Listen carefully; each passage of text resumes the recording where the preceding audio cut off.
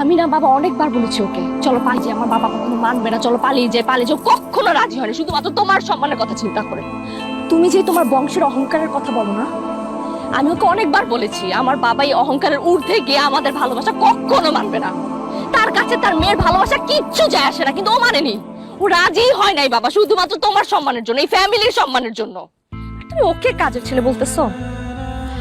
ফাহিম অনেক হয়েছে, আর না আমি পারবো না এগুলো দেখতে, তোমার এত কষ্ট তো আমি সহ্য করতে পারতেছি না, বুঝতেছো না? চলে যাও এখান থেকে।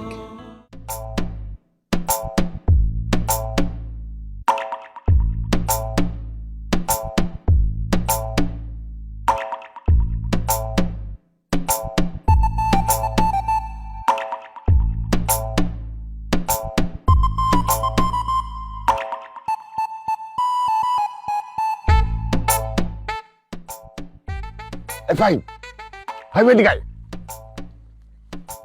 স্যার ড্রিঙ্কস করবেন? Cold drinks? তুই তো সার গিরে চুলাই দিব একদম। কোল্ড ড্রিঙ্কস খাওয়া না, তো কি? বিয়া তো শুরু হয়ে যেতেছে, কাজী সাহেব চলে আসবে, বিয়াটা ভাঙবে কখন? আশ্চর্য, আমি কেন বিয়া ভাঙবো? তুই কে ভাঙবে? যার বিয়া সে ভাঙবে, তাকে তাকে শুধু দেখো। কি আশ্চর্য, কি কয়? আমার অনেক কাজ, বারবার ডাকাডাকি করো না তো। এর কত গেস্ট আসছে, সবাইকে খাবার দিতে হবে, কিছু খাইলে খাও, না। না কিছু খাবা? তা শুধু ডাকো কেন? এই যে এদিকে চলে আসছে। ভাই সাহেব ভাই সাহেব ভাই সাহেব, একটা কথা শুনেন একটা, please। না না, আপনার এখানে কেন? থার্ড ব্যাচ খাওয়া হয়ে গেছে, আপনারা ফোর্থ ব্যাচ বসে পড়ুন না প্লিজ। জি জি জি বল। কাজী চলে আসলে বিয়ে পড়ানো শুরু হয়ে যাবে। ভাই সাহেব একটা কথা বলতে চাই। হ্যাঁ বলুন, কি কথা? মানে এই যে আপনার মেয়ে মিথিলা, মিথিলা, হ্যাঁ মিথিলা কি হয়েছে? মিথিলার কিছু হয়নি। হ্যাঁ সেটাই, জোর বিয়ে হবে। জি জি, মিথিলা হ্যাঁ। আর ওই যে ফাহিম আছে না, ফাহিম আবার কিছু করেছে? মানে এই ছেলেটা না, মানে যত কাজ করছে তত বেশি ভাগিবাদ হচ্ছে। আমি ফাহিম, আই ফাহিম, ওদিকে কি করে? হ্যাঁ এদিকে এদিকে এদিকে সব। এমনি তো আমার ছড়িটা খুঁজে পাচ্ছি না, আমার ছড়ি খুঁজে পাচ্ছি না। তারপর দেখো তো উনি কি বলছে যে মিথিলার কি নিয়ে সমস্যা হয়েছে, ওদিকে আমার বিয়াইরা আমার জন্য অপেক্ষা করছে, আমি সেই জায়গায় যাচ্ছি। আপনার প্লিজ কথা শেষ করে খেয়ে নেবেন। জি জি, কি সমস্যা স্যার? আপনার কি কোল্ড ড্রিঙ্কস লাগবে? ছাতা খাবে, তুই যা। তুই আবার কি বলতে গেছো নাকি? কিছু বলতে চাইনি, যা তুই। কিছু বলার দরকার নেই, তুমি শুধু দেখো। বসো না প্লিজ। বসুন, কেমনে বসুন? এই যে মিস, এই যে miss miss miss miss miss, please please, আপনার কি একটু ফ্রি টাইম হবে কথা বলার? জি বলেন। বলতে চাচ্ছিলাম কি, এই যে মিথিলা আর ফাহিম। হ্যাঁ, ওরা দুজন প্রেম করে, একজন একজনকে বিয়ে করতে চায়, এটাই তো বলবেন? আপনি জানেন? হ্যাঁ। ওমা, আর কি জানেন? আপনার যে ফাহিমের বাবা মা, সেটাও আমি জানি। সবই যখন জানেন, বিয়েটা ভাঙতেছেন না কেন? আমি কেন ভাঙবো? যাদের বিয়ে তারাই ভাঙবে, আর আমি আমার ভাইয়ের উপর দিয়ে কথা বলতে পারবো না। এনজয় করেন, হ্যাঁ প্লিজ খেয়ে নেন। ধুৎ, কি পাগলা গরব নাকি এটা? পুরাই তো পাগলা গেল। কি করি, বিয়ে তো হয়ে জিতেছে, গোড়ার ডিপ বিয়ে ভাঙবে। এই যে তোলা ভাই, একটা কোল্ড ড্রিঙ্কস না। এটা কি করলি তুই? সরি পুরো একটা থাপ্পড় মারা উচিত। দেখতেছেন কেন? বললাম তো সরি, আমি দেখিনি।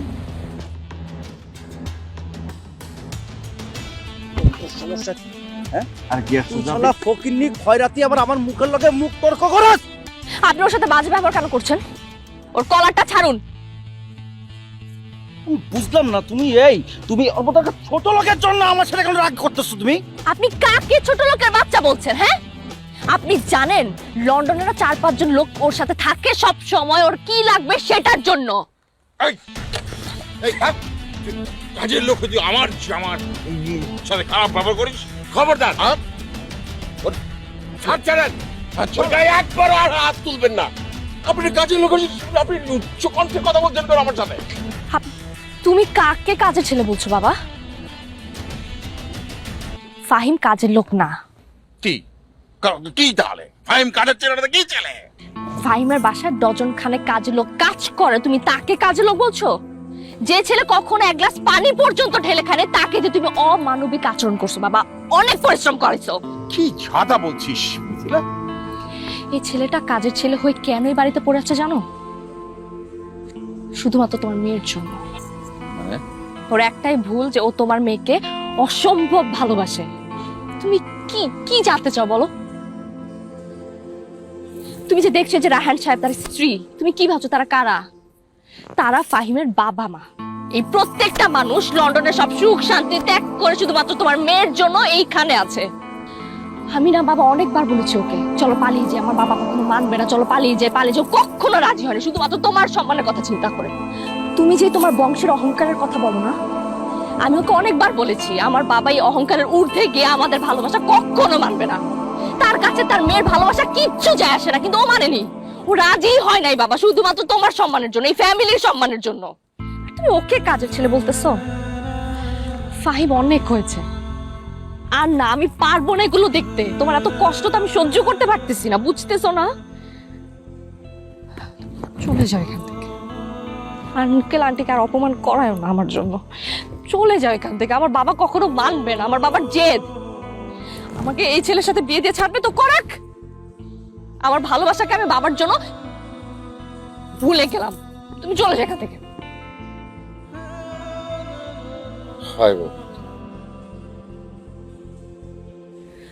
আসি।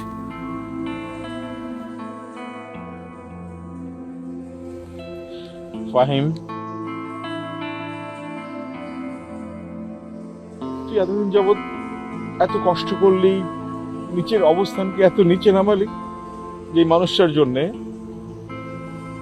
তাকে ফেলে যেতে তোর খারাপ লাগছে না? যাবি যখন বাবা, ওকে নিয়ে যা, নিয়ে যা ওকে।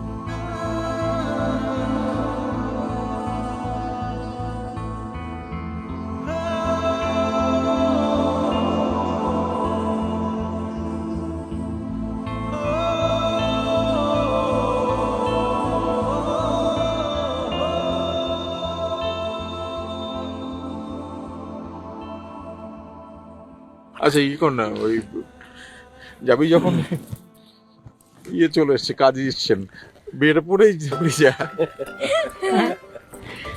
তোমার ইচ্ছা তো পূরণ হয়ে গেছে, সবাই মেনে গেছে, এখন আমার ইচ্ছাটা পূরণ করো। কি ইচ্ছা? চলো পালাই। কি বলিস? সত্যি? হ্যাঁ। চোখ বন্ধ করে একটু দৌড় দাও। বলতে